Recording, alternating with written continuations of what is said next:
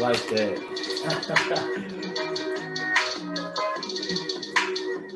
Woo!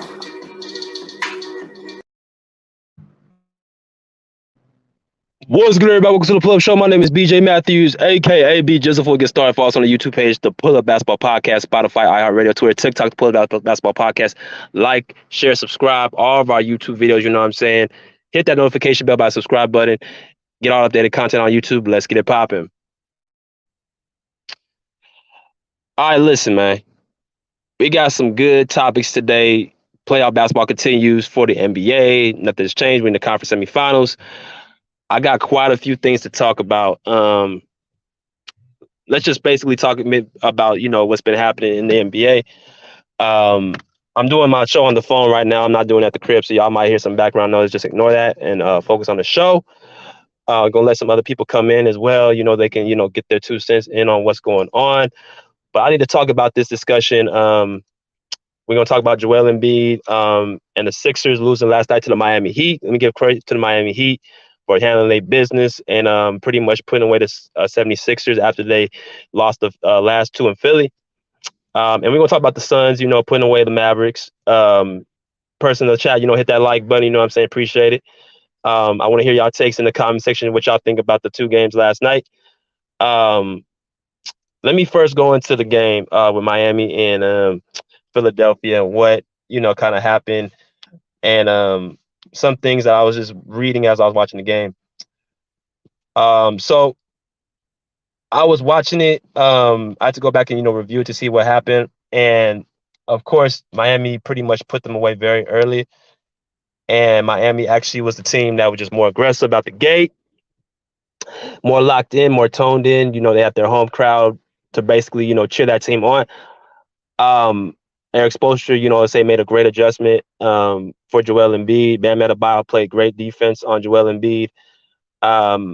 Philadelphia wasn't hitting their shots. I think Tyrese Maxey went 2 for 9 from the field, with 2 for 10 from the field for 9 points.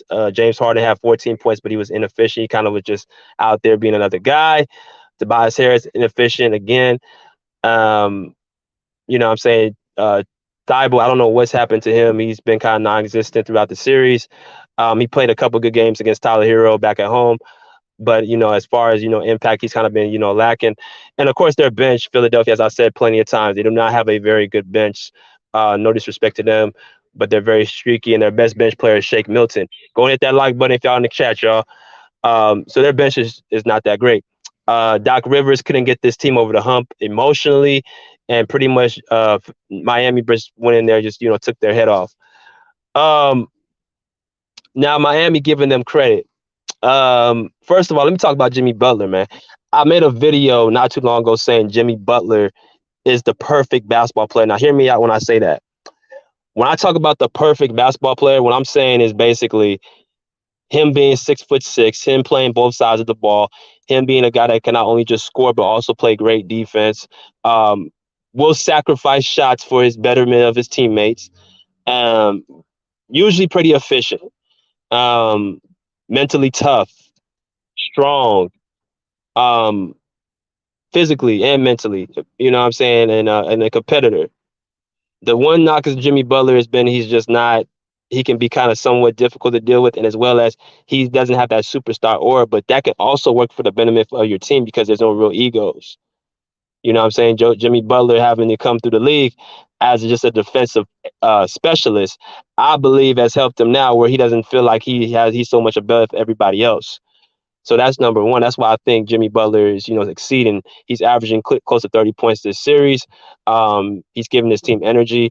And this Miami Heat team is just a deep team at this point. They can go 10 deep with what they have. One night it could be, Jimmy Butler. Next day it can be Bam Adebayo. It can be Tyler Hero. It can be Gabe Vincent. It can be Max Strus. It can be Duncan Robinson. It can be anybody on the team that can help him out. And this is with Kyle Lowry on the bench right now, dealing with that hamstring injury. They just have so many pieces on that Miami Heat team, and that's what you saw yesterday when they were hitting threes. They were getting to the basket. They were very defensive, locked in. So that's really what the juxt of what happened yesterday. If I look at Philadelphia side, like I said, their energy was just drained. from the beginning, from the get go.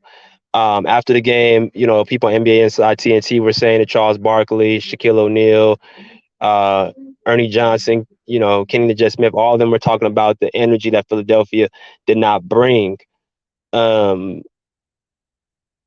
did not bring for that team. So my thing is, again, they got another game after this, to avenge themselves back at home. Hopefully they can get that same, what I'm saying, fire and that same consistency like they did the last two games. And the person who was responsible for the last two games going the way it did was the presence of bringing back their big man, their all-star Joel Embiid. Now, everybody understands my point about this MVP case, right? Where I stand with it, I believe Joel Embiid should have been the MVP. I think, you know, it should have went to him this year. Yes, last year was Nikola Jokic, but this year it should have went to Joel Embiid for a number of reasons. Uh, Not just the fact that his impact is what it is, his statistics. He has, leading scorer in the NBA, plays both ways of the ball.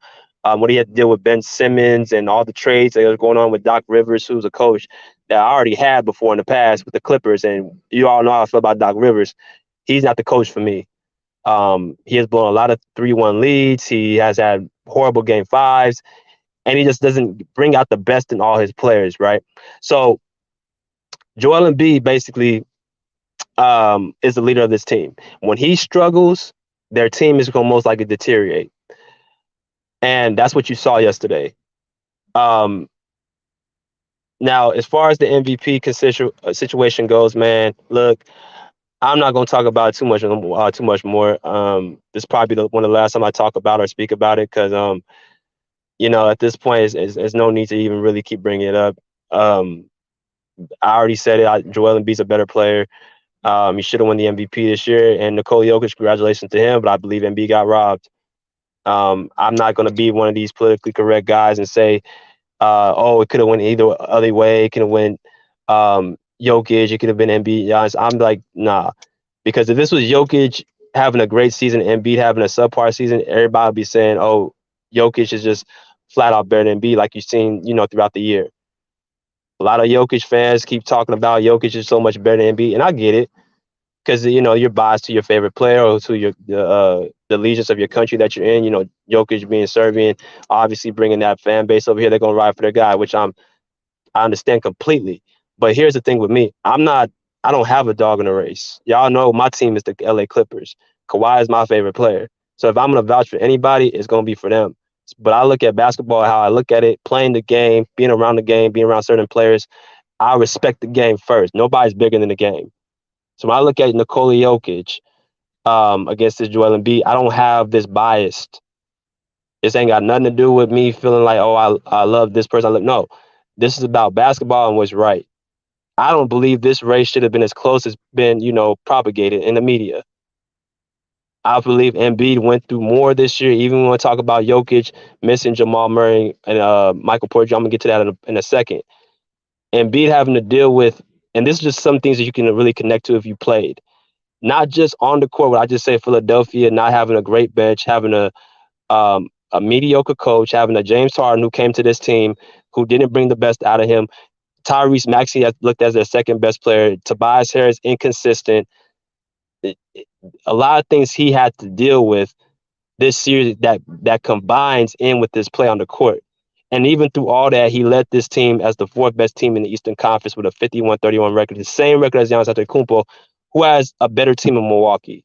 That's why I look at as far as the emotional part. I just don't pick up a stat sheet and say, hey, oh, this person's averaging 27, 13, 9. That is just for the stat geeks. Stats are important, but I look at the totality of the whole situation, the whole pie. I nitpick. I have to, because you have to look at everything. But when you ask person who vouched for Jokic, it's just, oh, look at the stats he had, 27, 13, and 7, which are great stats. Embiid averaged 31, 12, and 4. So is that really that big of a difference? Is 31, 12, and 4 that big of a difference from 27, 13, and 7? All you did was really average more assists at a better peak. You averaged one more rebound, but Embiid averaged 3 more points than you. So I'm just like, even with statistics, there's not a huge drop off. All it really means is that one player passes the ball. That's his role for his team because he's a subpar, below average defender, which is Nikola Jokic, and Joel Embiid, who can pass the ball for a center, can play, has the responsibility to play on defense. That's all that means. So when people keep yelling stats and all this, man, I'm like, you're not really telling me nothing. All you're telling me is that one guy's more focused on passing the ball, the other guy's supposed to focus on defense. So if you ask me the person I want as my center, give me the guy that plays defense both sides of the ball. But that's nonetheless. Joel Embiid's performance to me last night revolved around him not getting that MVP. I've seen, certain looks on certain players' faces, and you can just tell with the energy with the Embiid. And this ain't no excuse, bro. For anybody comes and says it's an excuse, I'm just stating what it is. The fact that you look at him thinking that everything that he did this season, carried the load that he carried, had to deal with what he had to deal with off the court, not just on the court, all the miscombobulation in Philadelphia. He felt in his mind like he was deserving the MVP. And you had a lot of players and people coming out, including myself, saying, yes, he deserved the MVP. So I can understand his frustration. He was sitting away from his teammates during shoot around, early morning shoot around. He was isolated. He somehow was in his mood. And Embiid he's usually a pretty talkative, outgoing person. So obviously something was on his mind. And he said he gave congratulations to Nikola Jokic for winning the MVP. But he also, put his little sense on it, saying that, I don't care about it. It is what it is. Congratulations to Jokic, could have won anyway. All the politically correct answers. Here's the thing about me. I don't have to be politically correct. I can be as raw and vile as I need to be because this is the Channel Bullet Basketball Podcast. So we're going to keep it honest over here, and we're going to respect the game. The fact of the matter is, Embiid was very upset for that MVP conversation. On top of that, dealing with the orbital fracture in his eye, a concussion that he suffered last week. He's just coming back from, and a thumb that's going to need surgery in the offseason.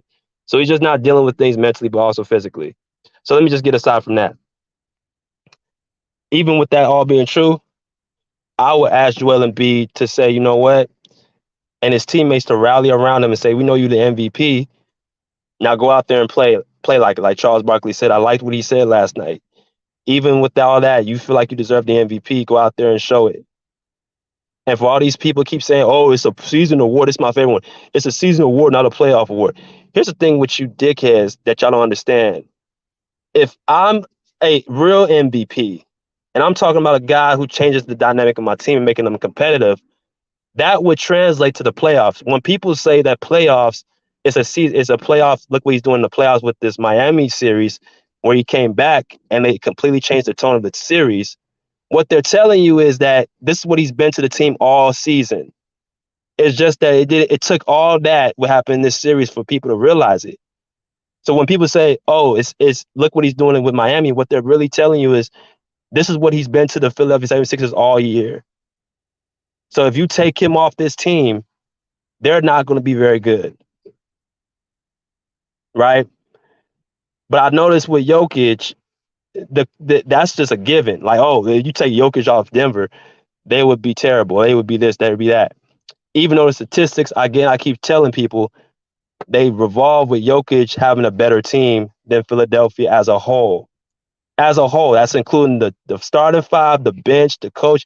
All the statistics lean to Denver. Denver Nuggets. I'm not talking about Nikola Jokic and Joel Embiid. I'm talking about Denver Nuggets and Philadelphia 76ers. He has a full team. I dare somebody to go and try to tell me the bench players for the Philadelphia 76ers without looking it up. Because I can tell you the Denver Nuggets bench players. They got DeMarcus Cousins, Jeff Green, Austin Rivers, Bones Highland, Jermichael Green. They got pieces on that team who's had not only success in the league, but also still can contribute as good role players. So Jokic has a team. Now, here's another thing I want to bring up too, because people keep bringing up Jermichael, keep bringing up the whole Well, Jokic don't have Jamal Murray and Michael Porter Jr. I'm getting sick and tired of hearing that. And I'm starting to believe it's more, we need to look more about his playing style because he got swept 2 years in a row. You got swept last year with Michael Porter Jr. You had your whole team. The only person that was missing was Jamal Murray. But you couldn't get past a Phoenix Suns team who exposed you on the defensive end. It's just like Luka Doncic. They play just one way. Jokic plays elite one way and below average the other way on defense. You can't win with a center like that. Just like with Luka, he's not going to win a championship playing like that. You have to learn how to play both ways of the ball at some point in your career. What's up, Soccer Update? Salute, bro. At some point, you got to learn how to play not only offense but defense. And the whole thing is with Jokic again. He's fun to watch offensively. He does trick passes. He's a great point guard center, but you're not going to win a championship. And let's just be honest, man. We know Embiid's a better player than Nikola Jokic. We know he does more things. But I'm starting to think, Mal, this is more, a little bit more, about Jokic's playing style than just him not having Jamal Murray and Michael Porter Jr. You got swept last year. You got gentlemen swept this year. So is it really about just you missing certain players? Because Embiid didn't have Ben Simmons for the entire year. Still had him at a high seed. He's had, no matter who you put with Joel Embiid, he's going to make them competitive because of his playing style, playing both ways of the ball and being more of an aggressive scorer. That's what wins. Centers like Akeem Olajuwon, centers like David Robinson, centers like Shaquille O'Neal, centers like Wilt Chamberlain, centers like X, Y, and Z. Those two-way centers win championships, not one-way centers who just basically play one way and, just dominate the ball on offense. His coach sucks. Whose coach sucks? You talking about Akron boy? You talking about Phillies or Denver's? Because I could tell you right now, if you talking about Denver's coach, that's a lie. Mike Malone's a very good coach. He's a very good coach. Doc Rivers is the one, when it comes to crunch time, he seems to fold, and he needs certain guys and talent to him to have a chance. See, you're already Akron boy. No, that's not true. Go look at Mike Malone's coaching record. Go look at the teams he's took in the playoffs. He just took that Denver team to the playoffs in the Western Conference Finals when they had Jamal Murray. They were the third seed in the Western Conference. They're the third seed last year. So how is he a bad coach?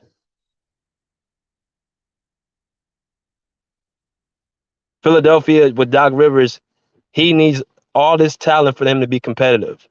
When's the last time you seen a Doc Rivers team not have when he had not have the talent and go in the playoffs very deep?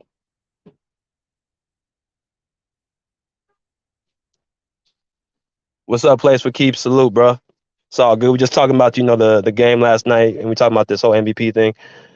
Like I said, and look, that coach Denver, Mike Malone's not a bad coach. So I don't know what you talking about, Akron boy. But again, back to the point. The fact that if you factor in everything in totality, with Joel Embiid, what he's had to deal with, the production, the leadership, the statistics, the better record he had over Denver, all those things, I think it was a robbery. I'm not going to be politically correct like Undisputed and all these other sports shows saying, well, anyone could have won the MVP. It could have went to Jokic. It could have went to Giannis. It could have went to... No, I'm not. We're not doing that because that to me is faking the funk.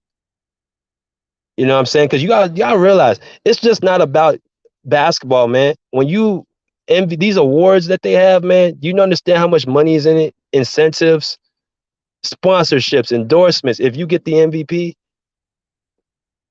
your lifestyle, like you understand different things that can go into this MVP conversation, man. So I love this one.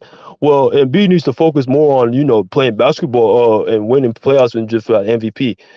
And my response to that is that just goes to show you've never been in that position. You never played basketball at a high level. Because for you to say that and not understand the work that comes into this basketball stuff throughout this, you wouldn't say stuff like that.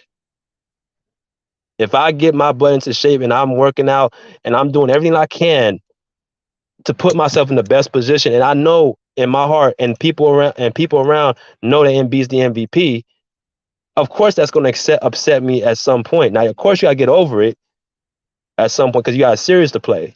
But let's not act like these athletes are just superhuman. We got to stop doing that. We got to stop acting like these athletes are superhuman because they make a lot of money. What it is, they're still human beings. They just have a high skill. Money does not evolve you from actual natural human thought and natural human emotions. So we gotta stop that. Now, I'm gonna end with this. I'm gonna go to the next subject. My thing is, again, if I'm Joel Embiid, I understand why this is messed up, because my whole thing is I don't know how he wins the MVP, because at this point it's just like the media has already said it loud and clear. They're going out by these advanced metrics. They're going by the robots. They're not going by real basketball logic. You got guys out here voting. There are soccer updates. I agree with Steven Jackson too. And I would do this. I would let the players and the media vote just to keep it even, because you kind of need both. The media does, like Chris Broussard said this morning, the media, they are unbiased. They are unbiased, but the thing about it is they just don't have the knowledge. They don't have the experience. They can't connect what it is as a player. So you're kind of doing a disservice, because you don't have the experience. You cannot connect in that point. So why should they be the only ones allowed to vote? You should let the players vote and the media people vote. Shouldn't be just left to one or the other. But if I had to make a choice, I would leave it to the South 75 players to vote, because they don't have a horse in the race. They're retired. They're looking at who's the better player or who's the more impactful player. So it's sad, man, but it is what it is. I think Jokic deserved the MVP. You look at the teammates he had: Rivers, Jeff Green, and say he didn't have Murray. I don't know. I just think he did more or less the first round. Hey, man, hey, it's all about opinions, but let me just address this. So, first of all, I ain't gonna kill you for your opinion. Everybody has an opinion here. I'm not better than nobody else, man. Like, I'm always welcome to people's opinions. So we touched on this, players for keep. You look at the bench that Philadelphia has compared to the bench Denver has. Can you tell me the top five? Can you tell me the Philadelphia's bench without looking it up? Could you tell me Philadelphia's bench without looking up? Because you just named two qualified NBA players. Jeff Green and Austin Rivers are two qualified NBA players. At least 10 point per game scorers off the bench.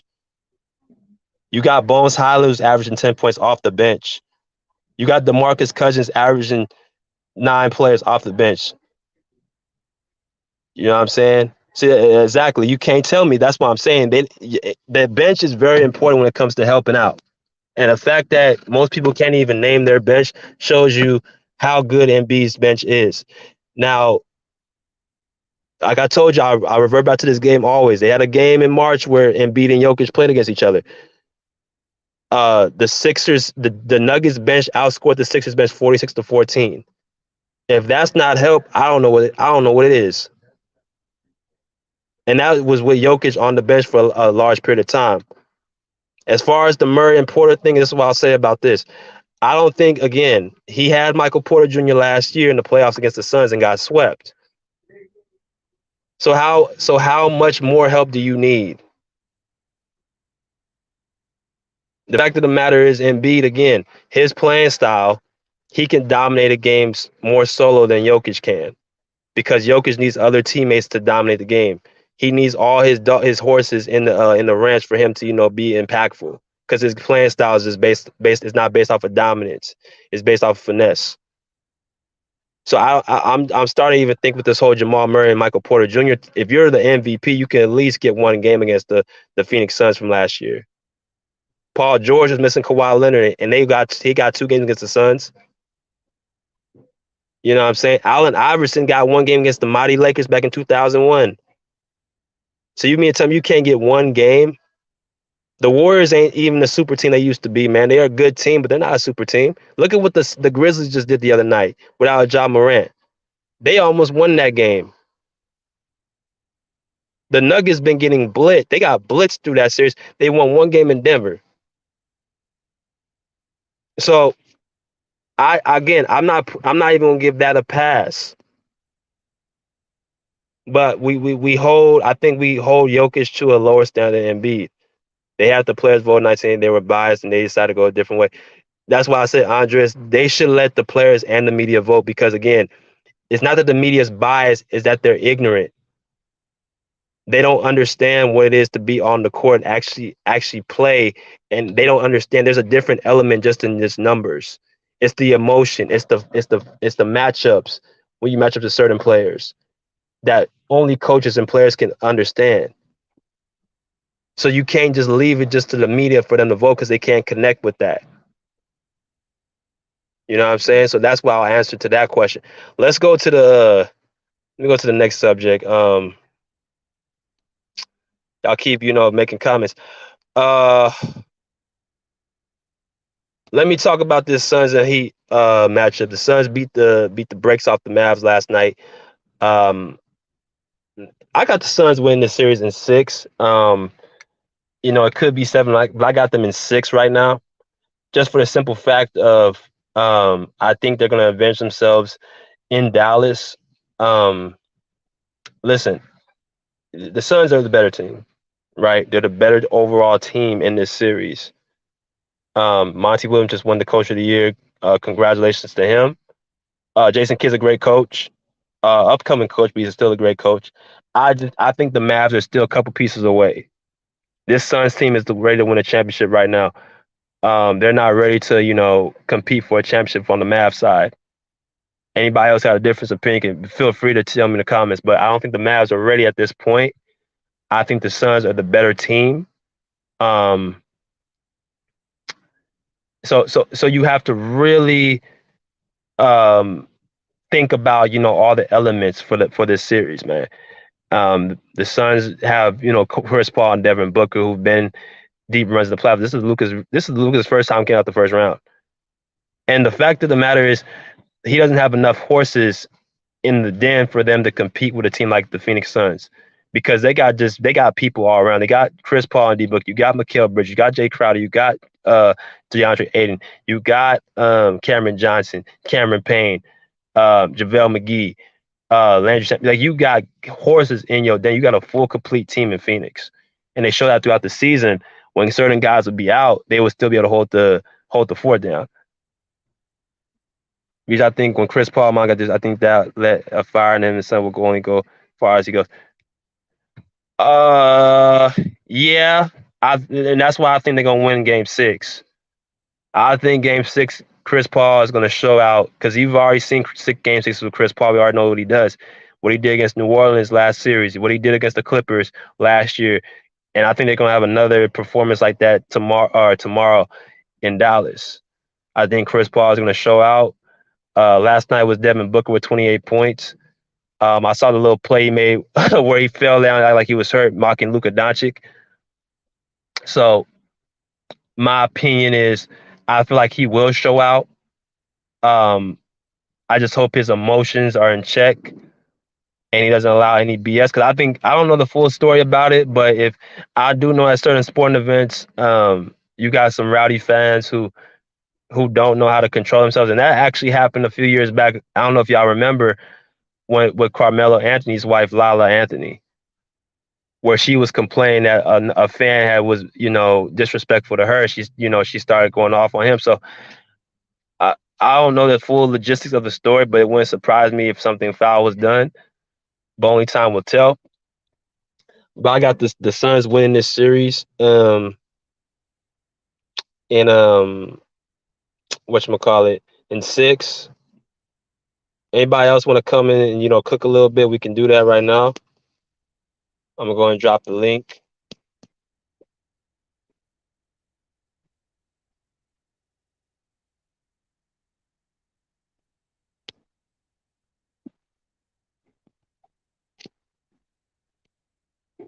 So dropping the link right now. Anybody want to come here and get some stuff off their chest? You want to talk about the Chris Paul situation with the Suns, the Joel Embiid situation? Who's gonna win between who's gonna win between the Heat and the Sixers. We can talk about that. If not, I'm going to shut the panel down. So hope everybody's having a great, blessed day.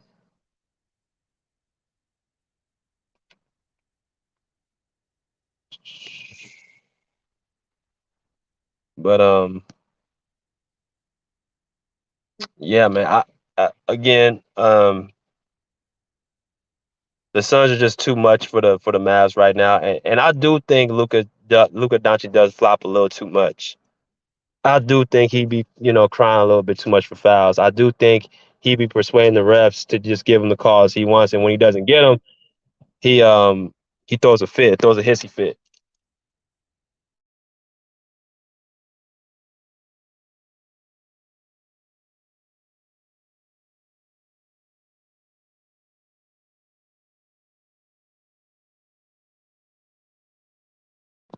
So I mean my opinions is basically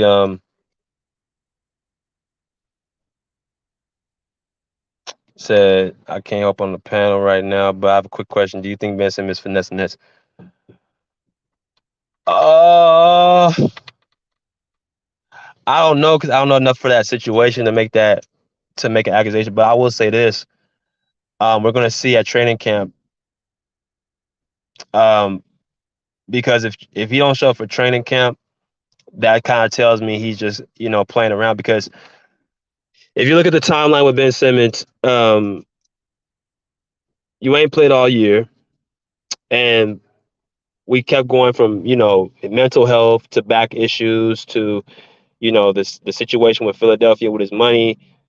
Um, it's just been a lot of all around the place, and then the reports were being made out, which wasn't from him. To be fair, that's possible he can come back for Game 5. When in reality, I understand how he could came back for Game 5 against Boston when you haven't played a whole year. So I thought that whoever made that report was just really just I don't know who made that report, but that was just a dumb report to make. Um, you know what I'm saying? But I don't feel like he'll get traded to the Hawks. I mean, there's nothing for him to get traded to the Hawks for. I mean, playing with Trey Young, undersized point guard. I just don't see the point in that. He has other teams he can go to. I would say, the Clippers would be a good fit for him because he doesn't really need to shoot, and the Clippers do need a point guard. Um, there's other teams he can go to the Warriors. Well, actually, not because Draymond's there. But there's other teams that can use a Ben Simmons. I mean, Atlanta Hawks. Even with the addition of Ben Simmons, they're not going to win a championship or go deep into the playoffs. I don't think the Hawks are interested in him. And as far as him finessing the Nets, I mean, we'll see. We'll see what happens at training camp. But I do want to see him play. I'm ready to, just like Kawhi, I want to see these guys play. These players need to, understand like that's what you come to, do. You come to play and entertain the fans. That's how you get your paychecks, those millions of dollars. So there's been rumors that he enjoys the lifestyle, but he doesn't enjoy basketball. He doesn't love basketball. And if that's true, then he's not going to last much longer in the NBA. He ain't gonna last much longer because again, it, you go to when you go into a job that you're miserable at, or you don't really have energy to go, or you only doing it for the wrong reasons. It's only a matter of time before it doesn't last, or you look for ways out. So my thing is, if that's the case, then he's not gonna last much longer. Anyone want to come in the panel? Y'all can cook. There's a link. Talk it up, chop it up. I'm going to close the shop down a little bit.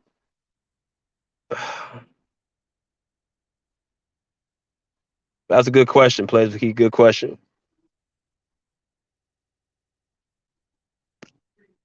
So I need to put that as a poll question. Who has a better team, Philadelphia or Denver? So I play for keep, man. Yeah, it's all love over here, brother. Good having you.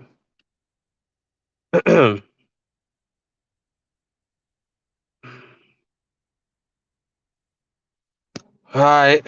Ain't nobody gonna jump in the panel. That's gonna be the end of this show. Um, Y'all keep on following me, man. Keep following the podcast. Keep showing love to it. You know what I mean? And keep sharing, man. Love, peace, and blessings. Peace.